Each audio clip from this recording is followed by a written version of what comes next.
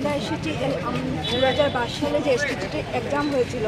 এটার এখনও result publish হয়নি এবং নিয়োগ প্রক্রিয়া এখনও সম্পন্ন হয়নি এবং আমাদের কিছু ভাই বোনরা ভিতরে গিয়েছে জানার জন্য কী কারণে এত দেরি হচ্ছে। যতদিন পর্যন্ত আমরা স্পষ্টীকরণ না পাচ্ছি আমরা আসতেই থাকবো এবং ত্রিপুরা মুখ্যমন্ত্রী, শিক্ষা দপ্তর এবং অন্যান্য মন্ত্রীবর্গের কাছে আমাদের বিনম্র নিবেদন যাতে আমাদেরকে যারা এসটিটি উত্তীর্ণ হয়েছে সব ভাই বোনকে যাতে একসাথে নিয়োগ করেন এবং স্কুলের যে নবম এবং দশম শ্রেণীর যে শিক্ষক স্বল্পতা রয়েছে এটা কিছুটা হলেও তো কাটিয়ে উঠতে পারবে এবং আমাদের যে নিয়োগ প্রক্রিয়া যে এত ধীর গতিতে চলছে এটা যাতে অতি তাড়াতাড়ি যাতে সম্পন্ন হয়। সামনে একটা ইলেকশন আছে, ইলেকশনের আগে যাতে তাড়াতাড়ি সম্পন্ন হয় এই আশা নিয়ে আমরা এসেছি। আপনারা আমরা যতটুকু জানি আপনাদের কেসটা কোর্টে রয়েছে, মাননীয় মুখ্যমন্ত্রীও সেদিন বলেছে, তো